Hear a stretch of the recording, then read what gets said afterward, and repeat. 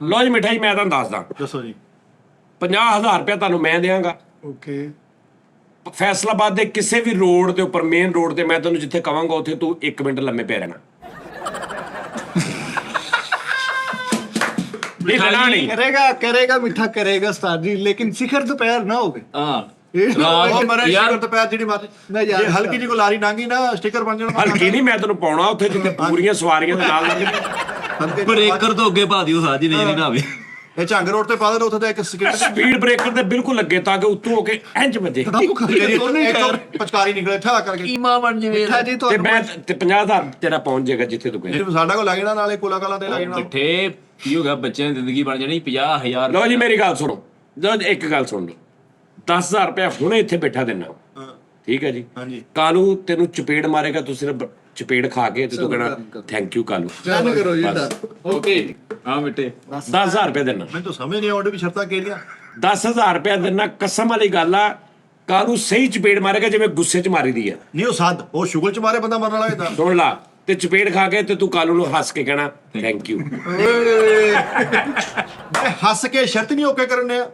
25,000 ਰੁਪਏ ਚਾਰੇ ਲੈ ਲੈਣ, ਜਿਹੜਾ ਮੁੱਕਰੇ ਚਾਰੇ ਇਕੱਠੀ ਟਿੱਟ ਕਰਾਉਣ, ਲੱਖ ਰੁਪਏ ਦੇਣਾ। ਓਕੇ ਜੀ ਮੈਂ ਤਾਂ ਦੰਦ ਕੀ ਮਜ਼ਾ ਆਏਗਾ ਉਹ ਚਾਰੇ ਪਤਾ ਵਾ ਉਹਨੇ ਘਰ ਜਾਣ ਜੋਗਾ ਵੀ ਰਹਿਣਾ। ਉਹ ਮਿੱਠੇ ਸਾਰੀ ਵੈਸੇ ਸਾਰੇ ਚਾਰੇ ਇੱਕੋ ਜਿਹੇ ਬੁੱਗੇ ਬੈਠੇ ਹੋਣ ਸਿਰ। ਯਾਰ ਇੰਜ ਦਾ ਲੱਗਣਾ ਤੂੰ, ਮੈਂ ਤੈਨੂੰ ਦਿਖਾ ਦੇਣਾ ਤੈਨੂੰ। ਇਹਨੂੰ ਦਿਖਾ ਦਿਓ ਸਾਜੀ। मैनू च पैसे दिखा दो, मैं टिंड ही टिंड ਪੈਸੇ 50 ਲਾਂਗਾ। 20 ਹੈਂ? 25 ਸਾਲ ਹੋ ਗਏ ਟਿੰਡ ਕਰਾਈ। ਚਲੋ 50 ਲੈਣਗੇ, ਲੇਕਿਨ ਟਿੰਡ ਵੀ ਉਹਨੇ ਖੜੇ ਉਸ ਤਰ੍ਹਾਂ ਨਾਲ ਕਰਨੀ ਫਿਰ ਸਿੱਧਾ ਹੀ ਆ ਛਿੱਲ ਕੇ ਚੰਗਾ ਉਹ ਜਿਹਦੇ ਨਾਲ ਮੂਲੀਆਂ ਛਿੱਲੀ ਦੀਆਂ ਉਹਦੇ ਨਾਲ ਕਰ ਦੇ ਜਾ। ਗਰੀਬ ਭਾਈ ਇਹ ਟੈਪ ਲੱਗਣਾ ਵਾ ਠਹਿਰ। ਉਹ ਟੈਪ ਤੇ ਫੇਰ ਵੀ ਠੀਕ ਲੱਗਣ ਦੀ, ਮੇਰੇ ਵੱਲ ਕਰਕੇ ਦੇਖੋ। ਨਹੀਂ ਇਹ ਟੈਪ ਲੱਗਣਾ ਵਾ।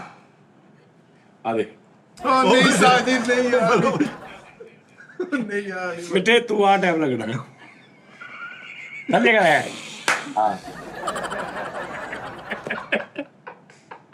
Clean sheet. ਉਹ ਫਿਲਮ ਦੇ ਵੇਖ ਕੇ ਨਿਆਣੇ ਨਹੀਂ ਖਾਂਦਾ ਜਿਹੜਾ ਬਲਦੀ ਦਿੰਦਾ ਉਹਦੇ ਨਾਲ ਉਹਦੇ ਨਾਲ ਲੱਗੇ। ਕਾਲੂ ਸਾਹਿਬ ਤੁਸੀਂ ਆ ਟੈਪ ਲੱਗਣਾ। ਉਹ ਮਰ ਗਏ ਤਾਂ ਇਧਰ ਉਹ ਕਾਹਨੂੰ ਕੈਸਾ ਪਾਟਾ ਲੱਗਣੇ ਮਸਤ ਹੁੰਦਾ। ਇੱਧਰ ਵੇਖੀ ਗ੍ਰੇਸ। ਆ ਦੇਖੀ ਹੁਣ